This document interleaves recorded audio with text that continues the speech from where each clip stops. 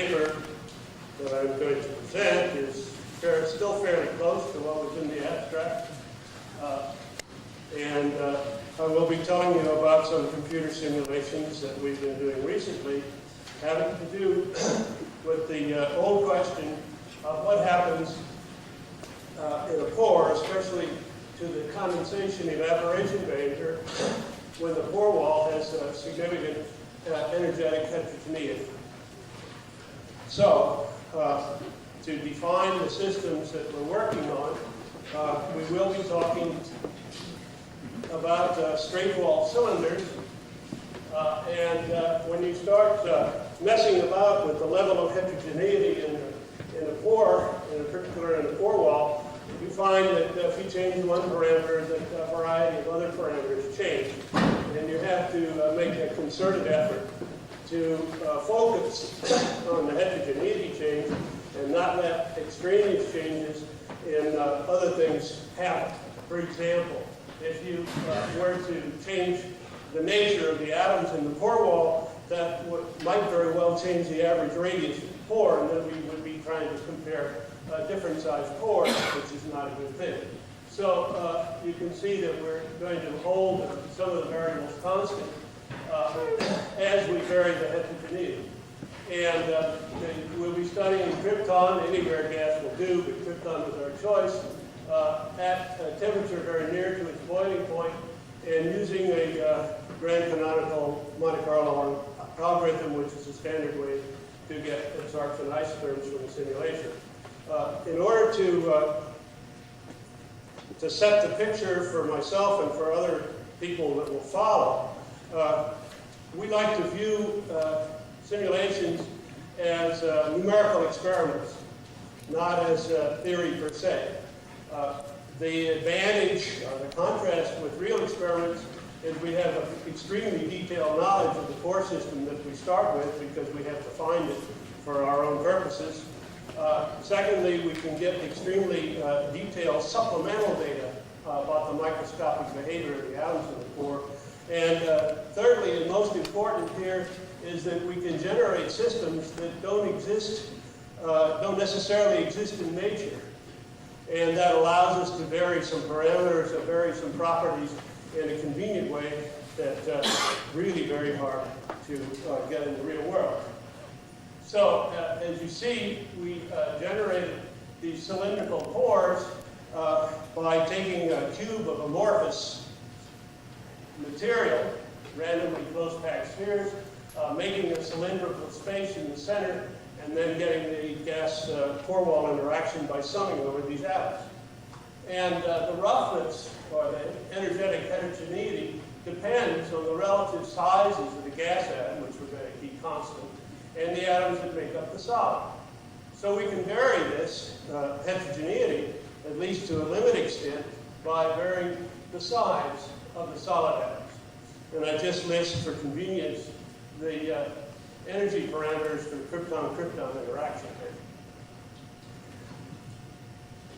So we generated 3 pores with different size atoms. Sigma S is the size parameter for an atom that's solid.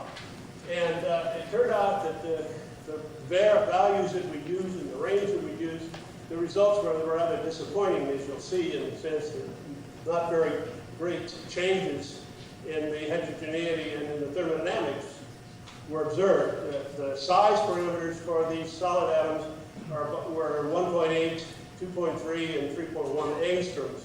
So they're in the range of the sizes that we expect in real materials.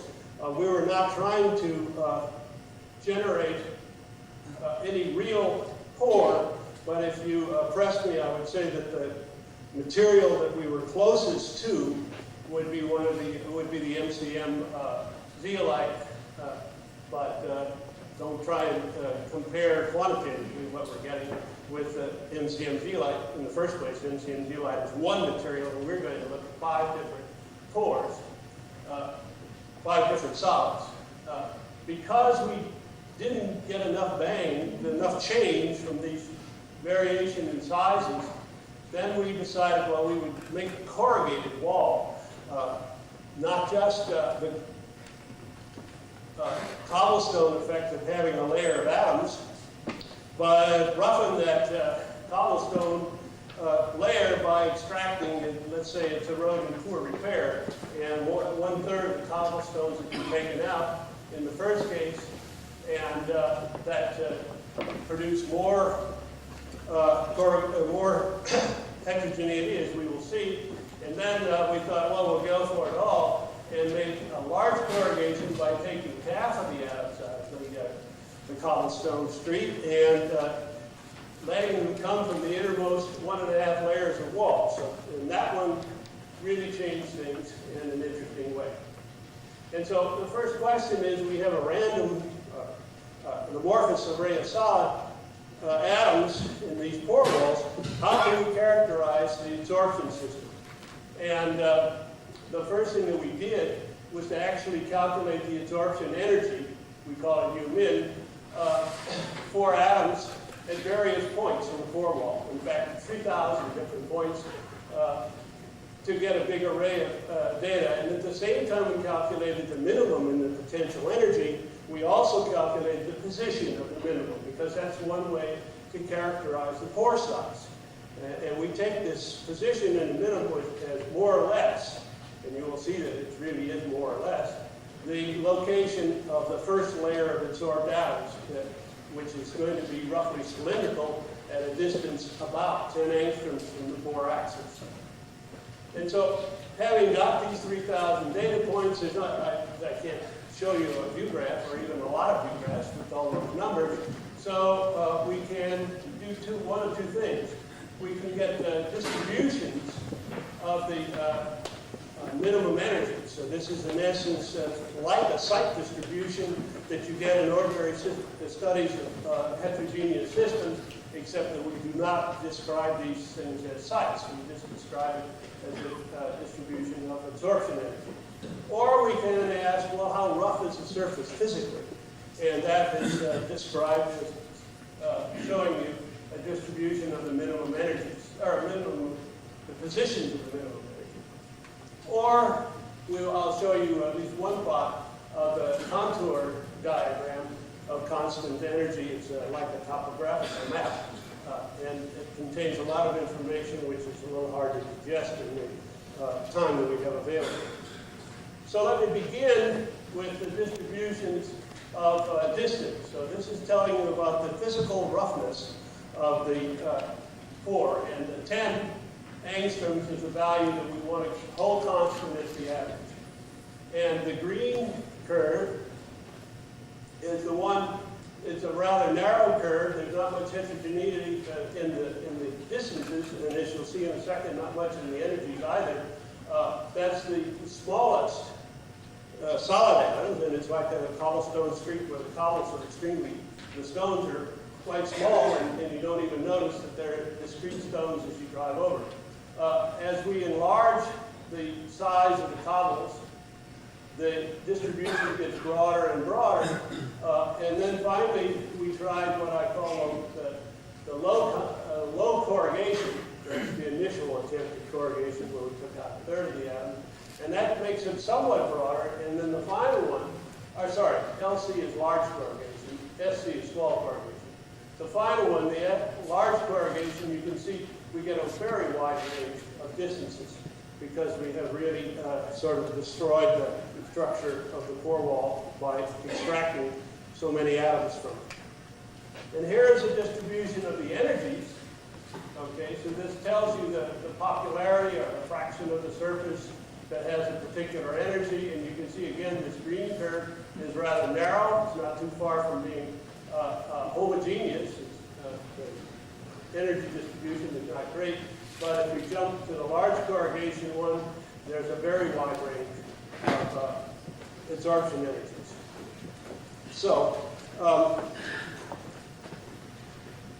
let me just show you one. Those are the histograms, and they give us a start on correlating or understanding the distributions.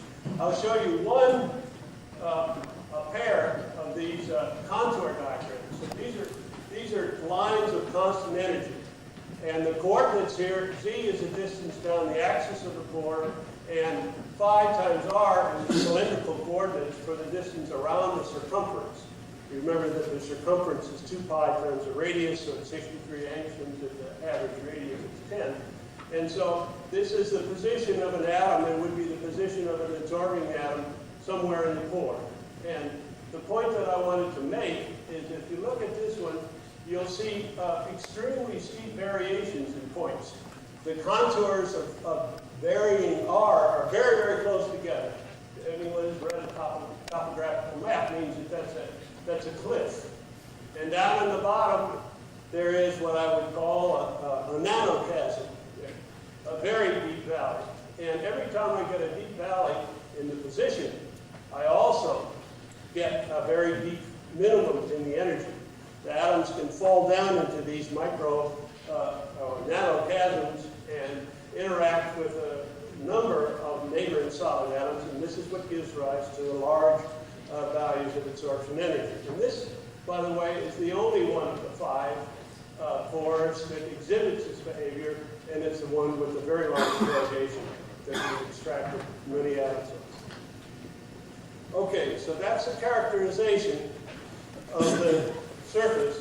Here are some results. This is the average gas-solid energy, and I'll remind you that this is a Boltzmann-weighted average. It's a thermodynamic average, so this is the average energy of the absorbed atoms. The average unweighted energy is staying constant at about -9. But when we put them on the very bumpy surface, a very corrugated surface, the Boltzmann factor drives them into the strong energy positions, and we get the usual. This is only the gas-solid part of the absorption energy, but we get the usual decay associated with the strongly heterogeneous surface, whereas the green curve for the almost homogeneous one shows very little change. And these curves, by the way, molecules per nanometer, I didn't want to have the pore length play a role in this thing. These curves are mostly for monolayer atoms. It doesn't extend out into the center of the pore. And why would we do that? Well, the isotherms tell us why. The isotherms show a monolayer absorption, and then up in this region, which is about equal to the completion of a monolayer plus a little, you get condensation and a nearly full pore after condensation. And this happens in all 5 of the pores we have. I will claim that these lines are vertical, and anyone that can see a slope, I think that I would claim that they had too much beer last night. It is a little bit of a problem because we have to simulate at finite values of pressure, and unless we work very hard, we're not going to get a completely vertical transition, but we've never seen anything to make us believe that it's not vertical. So, first thing, well, these are the 3 initial ones, and initial corrugations, surface roughnesses. Here is one of the initial ones repeated, and the large corrugation and the small corrugation also included. And you can see that the condensation, the sharp condensation evaporation behavior doesn't disappear. It's still there when we roughen up the surface.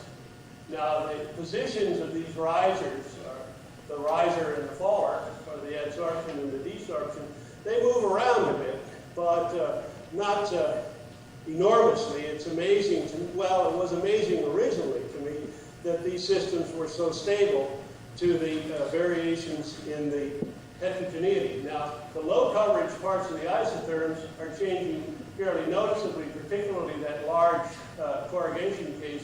That's because there's a lot more high energy sites in the surface for that case, and it pushes the low coverage or submonolayer absorption up to higher coverages at a given pressure.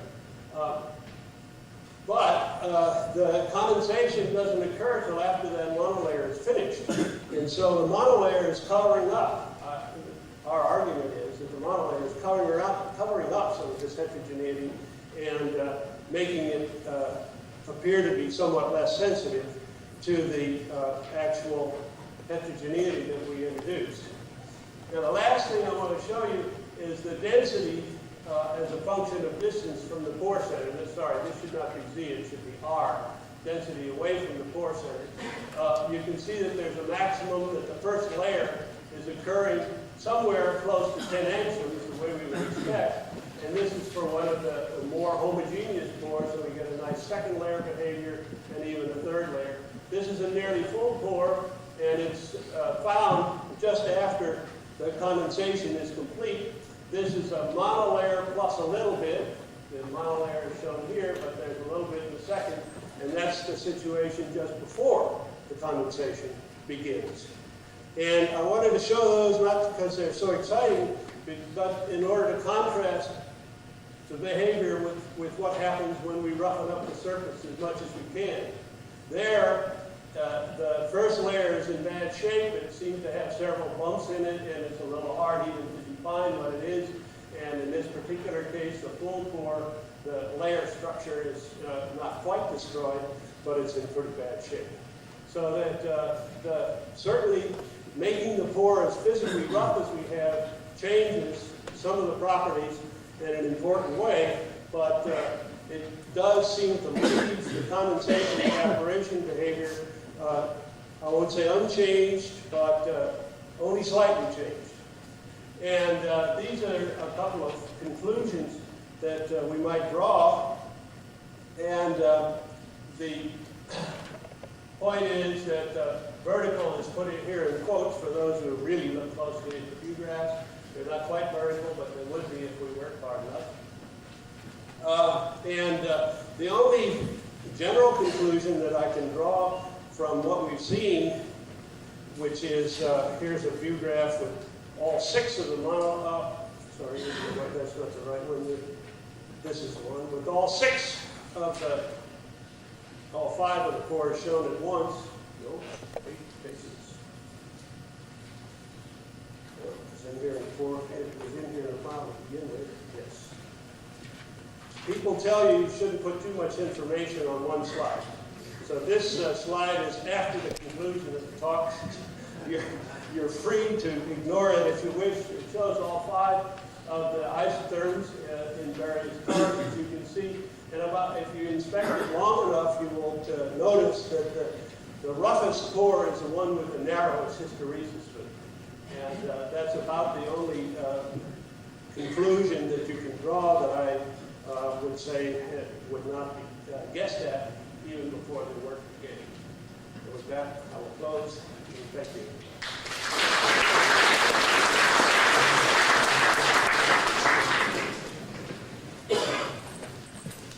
Thank you very much, and thank you for the time. We have time for a few brief questions. May I remind the audience that we will have a longer discussion period at the end of this session, if you wish. Any questions? Professor Goins.